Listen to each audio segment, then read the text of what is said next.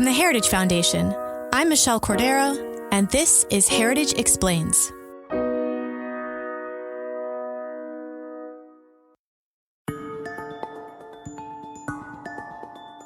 Congress returned to D.C. this week, and the House impeachment inquiry is picking up steam with new testimonies.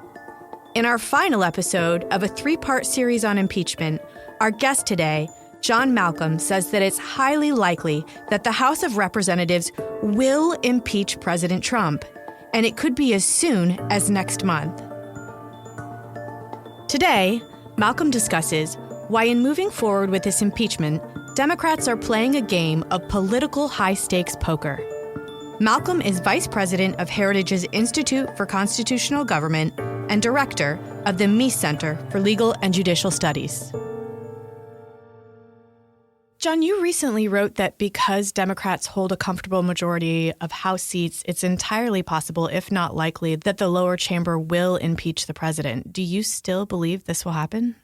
Yes, I do. I'm not sure it's a great thing for the country. Particularly we're going into an election year, of course, and the public will have an opportunity to weigh in on what they think of President Trump. But yeah, look, the House under the Constitution has the sole power of impeachment. It only takes a majority of the members of the House to impeach a president, and I think it is likely that they will do so. Now, there are a lot of people who think that once you impeach somebody that they are thrown out of office. That is not true. An impeachment is essentially the equivalent of a grand jury returning an indictment, and then it all moves over to the Senate for a trial, and it takes 2/3 of the senators, or 67 senators, to actually approve an article of impeachment and remove somebody from office. We've had two presidents who have been impeached, Andrew Johnson and Bill Clinton, yet both of them were acquitted is the official term, or not removed by the Senate. So in reports that Heritage has published, I've read that the Senate has no obligation to act on a House impeachment.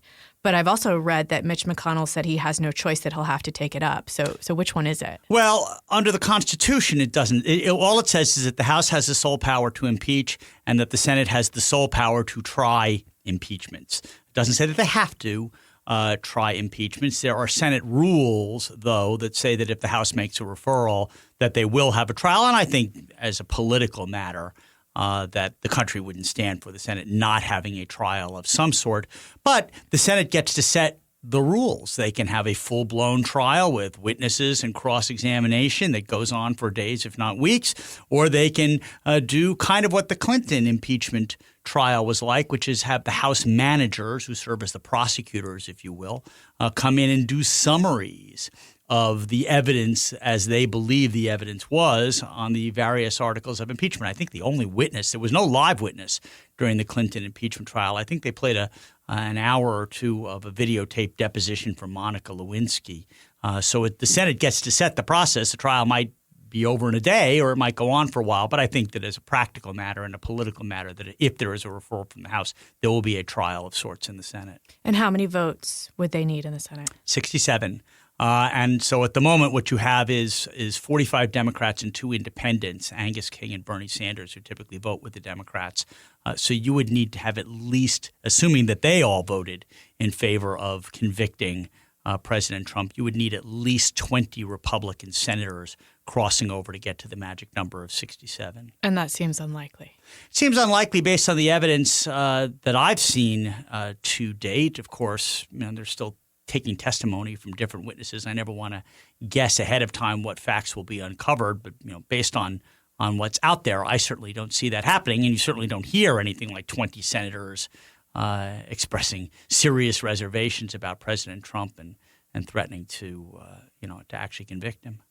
So let's talk about fallout. What were some of the political consequences for those impeached in the House but not removed from office? What happened after Johnson was impeached? Well, he continued to serve out his term. He was a very, very controversial president. I actually think that the strong argument for impeaching him and convicting him was the fact that he tried to undo Reconstruction, which had begun under President Lincoln. What he actually got impeached for was violating the Tenure of Office Act. The Tenure of Office Act said that once somebody had been appointed by the president and confirmed by the Senate, that the entire Congress would have to take a vote on whether that person could be removed. And Andrew Johnson said, nope, don't think so. These are executive branch appointees, and I'm going to fire them. And he fired Edwin Stanton, who was Lincoln's Secretary of War, I believe. Might have been Secretary of State, but I think it's Secretary of War, Edwin Stanton. And that's what got the House and Senate all up in arms. Turns out that history was on Andrew Johnson's side and that the Supreme Court eventually agreed that it was the president's prerogative to fire executive branch appointees. But that's not at the time how the House and Senate saw it, although Andrew Johnson did survive his Senate trial, but barely. He survived by only one vote. And Clinton, looking back after his impeachment, Republicans did not fare well, correct? Look, Clinton's popularity never fell below 60% during the entire impeachment ordeal. The public clearly did not want Bill Clinton to be removed from office, even if they believed that he had lied in a deposition in the Paula Jones matter about his affair with Monica Lewinsky. They just didn't think that was serious enough to warrant his removal from office. There were two articles of impeachment against President Clinton, one for obstructing justice, the other for perjury. The obstruction of justice charge only garnered 45 votes. The perjury charge garnered 50 votes, but it was still well short of the 67 they needed to actually remove him from office. As we talk about impeachment and what the framers of our Constitution intended, I thought this would be a great time to bring up that this year you can give trick-or-treaters the gift of liberty along with their candy by handing out pocket-sized copies of the U.S. Constitution. They're not only $1 each, but they include both the Declaration of Independence and the U.S. Constitution. Shipping is free, and they arrive in 2 to 6 business days. You can order them on shop.heritage.org. That's shop.heritage.org. Okay, now back to our conversation. John, since it's looking like this will happen in the House, if Trump is not removed from office, is there any recourse, or does he just have to live with this?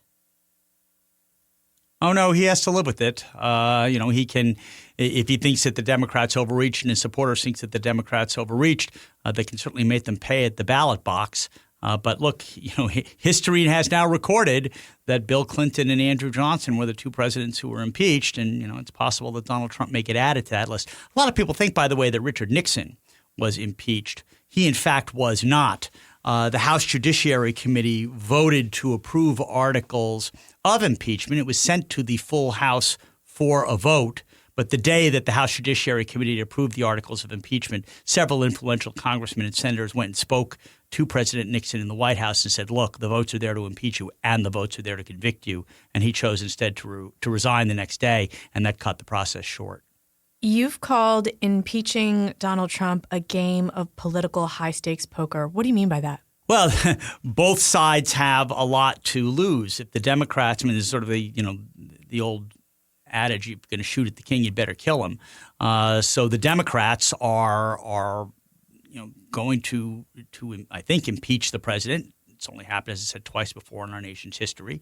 There are roughly 63 million people who voted for Donald Trump who are probably going to be upset about this. And if the public thinks that this was an unfair process, they will make the Democrats pay in the same way that the Republicans paid after the Clinton impeachment. On the other hand, if there's more evidence that gets uncovered or people really believe that President Trump is a corrupt president, then he may get removed. And even if he doesn't get removed, if the public becomes convinced, well, maybe there wasn't enough to remove him from office, but we still don't like him, he may not get reelected next year. I saw this could happen in the House, the impeachment, as soon as Thanksgiving. That soon? Well, rumors in Washington are a dime a dozen. I've heard that. I've heard that they'd like to take a vote by Thanksgiving, if not by Thanksgiving, by Christmas. I initially thought that they would try to drag this out as long as possible and make it an election issue, but it seems not. It seems that they want to try to get this over with quickly, and if they take a shot at him and they miss, they want to have time to try to regroup and improve their electoral prospects in 2020. And of course, if they take him out, that will upset the entire balance in terms of going into the election. Last question, John. You know a lot about this. You've been in this town for a while. How big of a deal is this? Oh, it's a big deal. I mean, impeachment is a rather radical remedy. So, we have other countries that can decide that they no longer like a president or they disagree with his policy choices. And in parliamentary systems, they can take a no-confidence vote. And if somebody loses a no-confidence vote, they're immediately removed. We do not have a parliamentary system in this country. If you don't like somebody, either for personal reasons or if you don't like the policy direction in which they're taking the country, then we wait for the next election for the citizens of this country to voice that disapproval. We remove people from office if we think that they are really dangerous and are abusing their office or engaging in outright criminality and are so dangerous that we can't keep them in office for another minute. And that's really what an impeachment process is designed to do. And so that is what the House will be expressing, that they consider President Trump, not that they don't like him or don't like his policies, but they consider him to be a really dangerous person who we can't afford to keep him in office anymore. We've only had in this country 19 people have been impeached. There have been 17 trials in the Senate. That's in over almost 250 years. 10 people were removed, 8 who were actually convicted, 2 of whom resigned in the middle of the trial. All of those were federal judges, and that's for things like taking bribes and things on the bench. We haven't had, as I said, a president removed, and so it is high stakes poker, and we'll see what happens here. Thank you so much. Good to be with you. That's it for this episode of Heritage Explains. As always, I'll link to Heritage research on impeachment from Heritage experts Hans von Spakovsky, Thomas Jipping, and John Malcolm, and Heritage's Guide to the Constitution in our show notes. We are done talking impeachment for now, but Tim will be back next week with an all-new explainer. We'll see you then.